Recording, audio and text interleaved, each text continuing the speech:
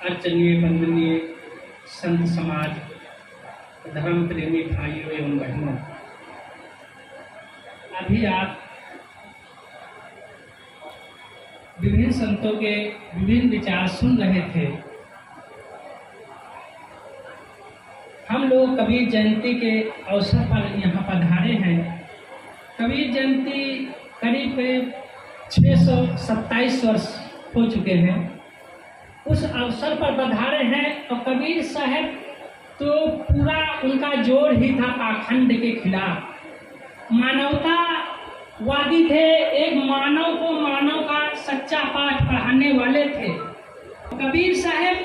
हम लोग सारे यहाँ तक ज़्यादातर कबीरपंथी भक्त हैं, बैठे हुए हैं, लेकिन जो हमारी माताएं हैं, बहनें हैं, वो देखते हैं तो पहन लिए हैं, कहीं यहाँ लखनऊ सो गए या कहीं सो गए, कंठी दीक्षा तो ले लिए हैं, लेकिन उनके ज्ञान नहीं है कि हम मतलब जो है असली देवता या परमात्मा उसको भूल गए हैं, जो कूड़ा कबाड़ा है उसमें भूले हैं। और जो हमारे इसमें इस सबसे आगे तो हमारी माताएं सबसे आगे हैं।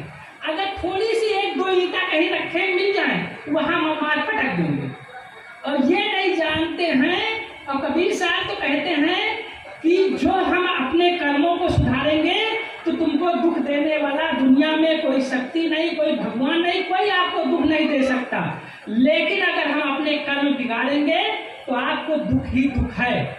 लेकिन हम ये सब नहीं विचार करते हैं। कबीर साहब तो कहते हैं कि मानुष होई के नाम मुआ, मुआ सो डांगर ढोर, जी ढोर ना या सो हाथी घोड़। आदमी तो मनुष्य तन तो पा गए हैं, लेकिन उनके कर्म नहीं कर रहे हैं।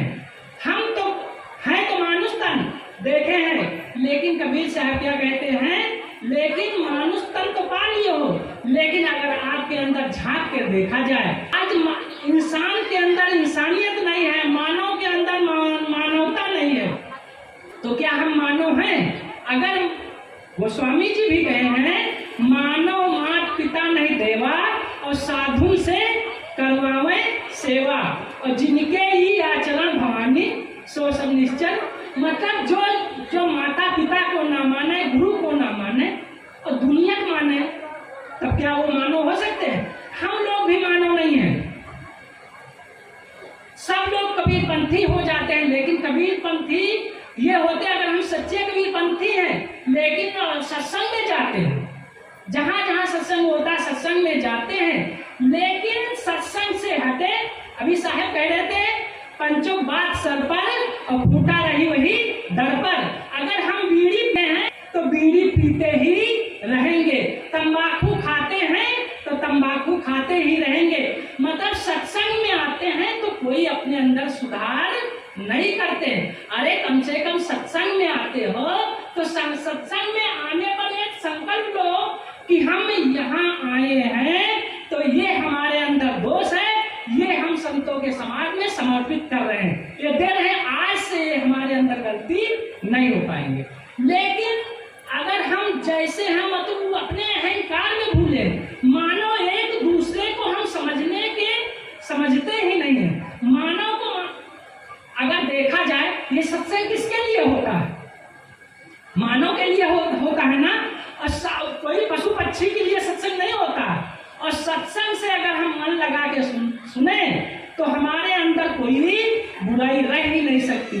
लेकिन हम सत्संग तो सुनते हैं, लेकिन सुनते हैं ऊपर ऊपर, और यहाँ सुनते हैं बस यही झाड़ के चले जाते हैं। तो कबीर साहब कहे, मानव अगर मानव के अंदर मानवता ना आई, सरलता ना आई, कोमलता ना आई है तो मानव तो अंत पा गए हैं। लेकिन ज्यादा से 70% कहा, संडे हो या मंडे रोज खाओ अंडे। मतलब हम चाहे दिन हुए रोज अंडा खाते हैं, मांस मुर्गी खाते हैं, हम काहे मानो हैं? और अगर पशु है, बैल है, उसके अंदर शराब डाल तो पिएगा, अंडा डाल तो खाएगा। अगर हम मानव के अंदर कितने खाने पीने की चीज बनी है, लेकिन मानव मतलब वो सब छोड़ के क्या खाता, अंडा खाता, मांस खाता, शराब पीता है। मानव हो सकता है तो मांस और जवान से पानी पीता, लेकिन तो कैसे हैं हम लोग?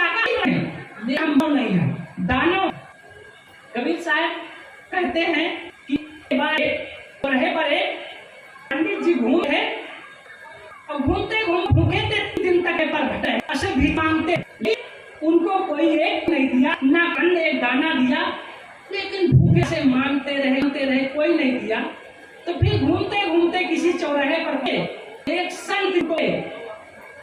संत देखे पंडित जी को, तो पंडित जी ने कहा लगता है आप भूखे हैं।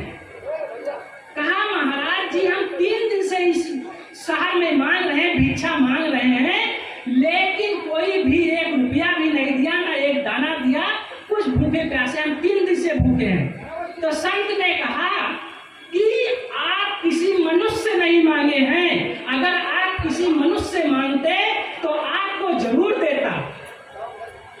तो पंडित जी ने कहा आप कैसी बात कर रहे हैं कि जितने दिख रहे हैं सारे मनुष्य से ही मांगे, कोई पशु पक्षी सिंह बाघ से थोड़े मांगे हैं, मनुष्य से ही मांगे हैं।